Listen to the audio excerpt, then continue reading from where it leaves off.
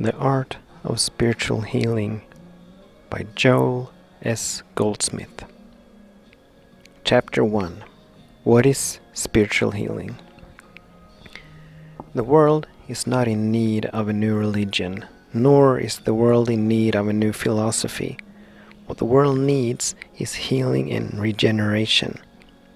The world needs people who, through devotion to God, are so filled with the Spirit that they can be the instruments through which the healings take place, because healing is important to everybody. Until the last century, healing has been considered largely the prerogative of medical profession. But in recent years, so many churches have turned their attention to this subject that today the healing of mind, body, and personal relationships is beginning to be considered as much the function of the church as of doctor's office. Churches are opening their doors to discussions of the possibility of healing through prayer and other means.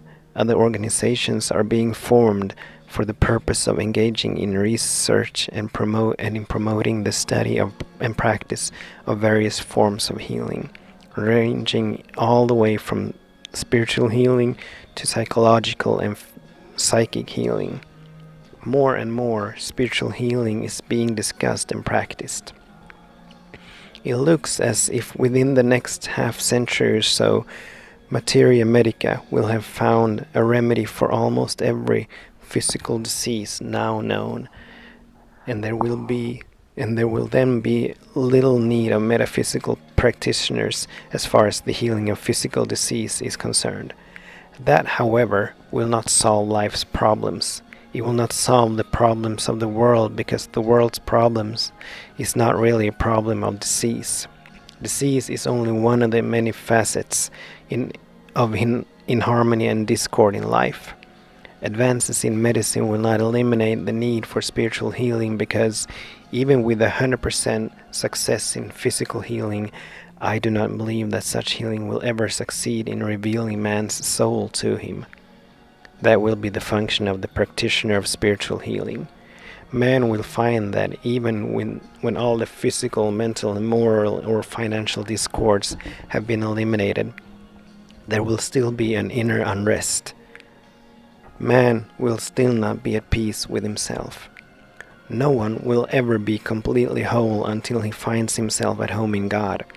No one is going to be wholly satisfied even with good economic conditions until he finds his inner communion with God.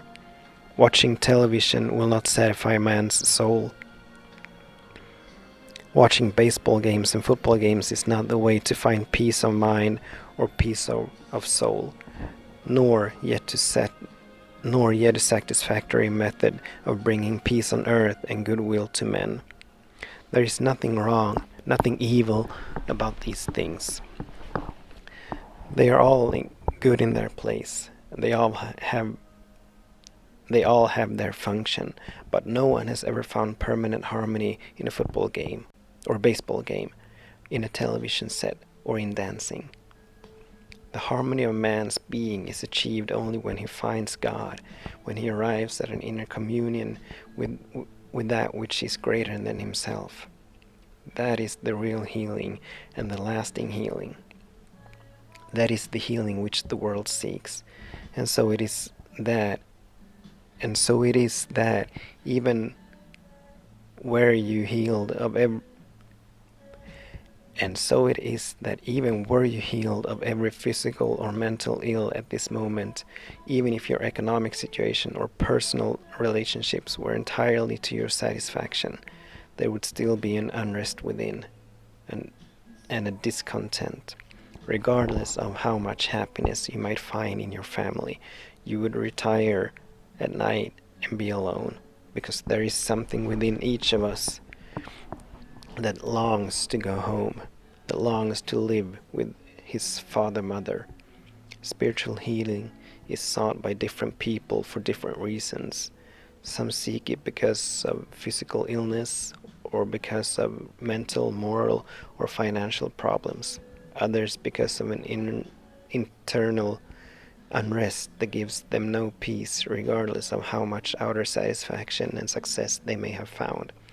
But sooner or later, the realization dawns that until one establishes conscious contact with the source of his existence, there will be unhappiness, dissatisfaction, incompleteness, regardless of how much health or wealth is his lot.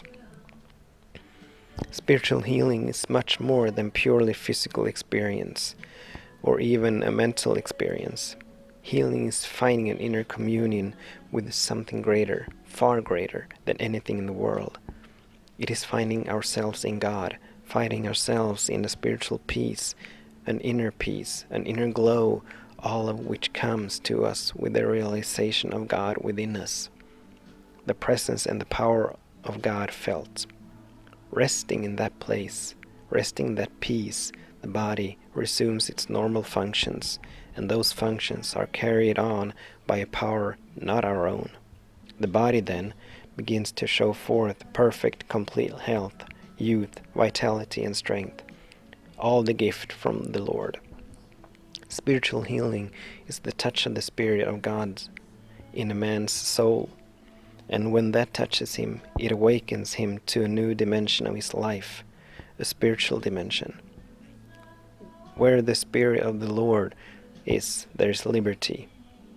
Not that the Spirit of the Lord acts as a medicine, not that the Spirit of the Lord acts as an electrical application or as surgery, because the Spirit of the Lord lifts the seeker into a new consciousness of life, the state of consciousness which the Master described as my kingdom, which is not of this world. When man attains that state of consciousness, he lives in a dimension of life other than the three-dimensional one, and he has experiences totally unknown on the human level of life. That is the goal with which the world is seeking, even though it does not realize quite what that goal is or how to attain it. Jesus gave us a glimpse of his higher dimensions of life when he said to the impotent man, "Wilt thou be made whole? Rise, take up thy bed and walk," clearly indicating that God was not going to cure his physical disease, but that physical disease actually was not a power or limiting influence, and therefore nothing could hinder him in spite of what he was experiencing as physical discomfort. When the man responded, it meant that he was lifted into a new dimension of consciousness, one in which his physical limitations did not operate. When my first spiritual experience came to me, I was not seeking healing as such. True, I did need healing, the healing of cold. But in the days, weeks, months, and years preceding that day, healing had not been the object of my study and search. I did not know what it was that I was seeking, and assumed that my mother was right when she told me that I was looking for God. On the particular day when this experience occurred, although I was experiencing healing and received it, that motivating force within me was not healing. It was to find God. The strange thing, however, was that within 36 hours, a buyer who was a customer of mine told me that if I would pray for her, she could be healed. The only prayer I knew at that time was, "Now I lay me down to sleep." And it seemed obvious that that was not going to do much healing. But she insisted that if I would pray for her, she would get well, and there was nothing for me to do but to pray. I'm happy to say that I've always been honest with God, so I closed my eyes and I said, "Father, you know that I don't know how to pray, and I certainly know nothing about healing, so if there's anything I should know, tell me." Very, very clearly, as much so as if a voice were speaking, I heard, "Man is not a healer." That satisfied me, and that was the extent of my praying.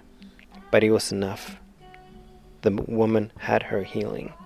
The very next day, a traveling salesman came in and said, "Joel, I don't know what your religion is, but I do know this. If you would pray for me, I could get well." What was there for me to do in such a situation? Argue? No. All I could do is say, let's close our eyes and pray. But while my eyes were closed and apparently nothing was happening, he touched me and said, "Oh, that's wonderful. The pain is all gone." That kind of thing was a daily experience, so that I should not have been surprised when one morning, about 18 months later, as I came into my office, my business associate said to me, You've had 22 telephone calls and not one is from a customer. All these calls are from people asking you to pray for them. They want to be healed. Why don't you wake up?"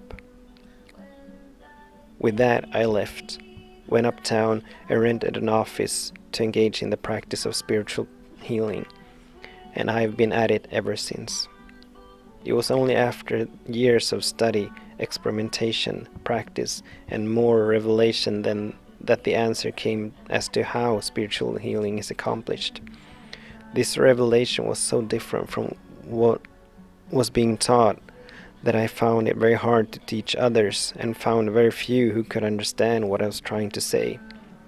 I still have the same difficulty because spiritual healing is so strange, so revolutionary, so different from the ordinary way of thinking that it makes imparting or teaching it difficult. There is no denying the fact that it is not easy for some people, often exceedingly intelligent people, to grasp the mystery of spiritual healing. Some years ago, I was called to a hotel where a woman was dying. Her family had no knowledge or faith in metaphysics, but when they were told that there was no hope of effecting a cure through medical aid, they were willing to try metaphysical treatment as a last resort. After I had sat with the patient for a while, I went down into the lobby where some members of the family were waiting for me. One of the men asked me if I would join them for a few moments, to which I assented, thinking that they wanted me to comfort them. The conversation began with this categorical statement. Of course, we know we can't really expect any help in this direction because it is well known fact that diseases of this nature cannot be healed. When I did not respond to his comment, he continued, "Don't you agree with me?" My reply then was, "Don't you think before we talk about that, we ought to speak about at least for 5 minutes about the Copernican theory and dispose of that first?" He looked at me in astonishment. The Copernican theory? What is that? What does that have to do with it? What is it? Oh, you have not heard of it? No, I don't know anything about that. Oh, you don't? No, I can't discuss that. I haven't the faintest notion what it is all about. I don't know anything about it. But why should that stop you from talking about it? You don't know anything about spiritual healing as related to the healing of disease either, and yet you feel competent to and ready to talk about that. Such an attitude towards spiritual healing is typical of many people who find this whole subject so intangible and contrary to human reason that it is completely incomprehensible to them. They find spiritual healing difficult to understand, and to the human mind it seems foolish because all of the evidence in the world is to the contrary. There's only one way that anybody will ever be able to accept the principles on which spiritual healing rests, and that is if within his own well-being, if within his own being he feels an assurance and then begins to watch the harmony as it unfolds in his experience. If and when you do experience any measure of healing by spiritual means, it should be clear to you that the way lies open before you to receive complete healing of mind, body, and soul. The very moment that you're an instrument through which somebody else receives healing, even of so simple a thing as indigestion, or an ordinary headache.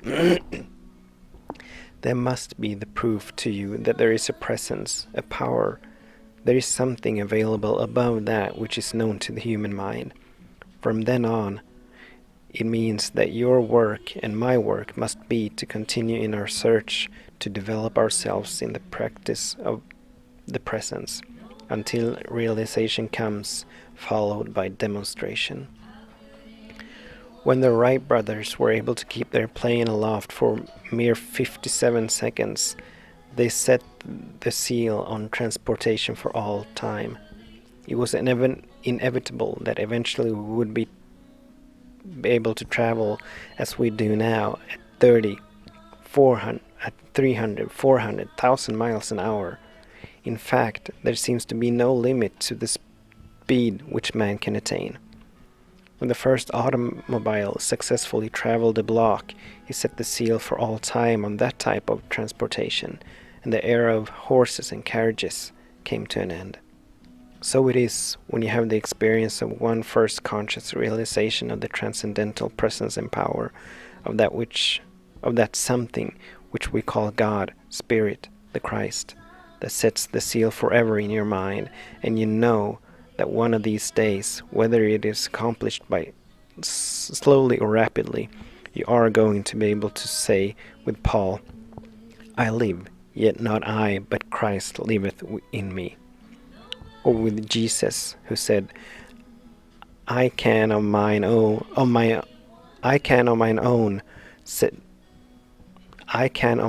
self do nothing. The Father that dwelleth in me, he does the work. It is not of too much importance whether you or I have fewer or more problems during our 60 years, or 10, or 30. It is of tremendous importance to the world, however, because insofar as one individual can show forth a measure of health, harmony, and inner peace, joy, satisfaction, and abundance sufficient unto his needs, in that degree it is that person the light of the world, the inspiration for others to follow, the light which fills them with the same hope, that same ambition, and that same willingness to sacrifice just a few hours a day to the end that they also may know God. And so spiritual healing becomes embodied in consciousness through a light here and light there. Sometimes we're likely to forget what an influence the life of one man or one woman can be. Not one of us knows the tremendous significance of some particular moment of our lives, any given moment or any given hour. There are people who have had an experience similar to that which I had in late 1928, when, while in meditation with one who was truly illuminated, the Spirit descended upon me, and I was lifted out of what we might call this world. After that, the things of this world no longer attracted me, and from then on, my whole life was lived in my inner being with the Bible, with metaphysical and mystical writings, and in the company of those on the spiritual path. All the rest of my life dropped away. Those 2 hours changed the entire course of my life, because when I left, I had received the illumination that took me out of the business world and into the spiritual healing industry, which has resulted in a continuity of unfoldment from that moment to this. What could put a value on that visit? Who could put a value on that day? There is no way of measuring the value of the priceless, but that experience could not have come to me except for the 13 preceding years spent in reading the Bible and metaphysical books, begging and pleading with God, please speak to me, say something to me, do something to let me know there is a God. Every bit of that search prepared me for that 1 minute which changed my entire life. You do not know what minute of your life is going to be changed, or You do not know what minute your life is going to be changed, or when you may come in contact with the person, the message, or the book which may open your soul. If by any chance you think that you are too unimportant or too insignificant a person, just remember a few of those who are inspiring this generation and others to come. Think of what a limitless influence the health and harmony of your life may also prove to be when it becomes known that you attain this wholeness through your devotion to God, through thinking, pondering, and loving God.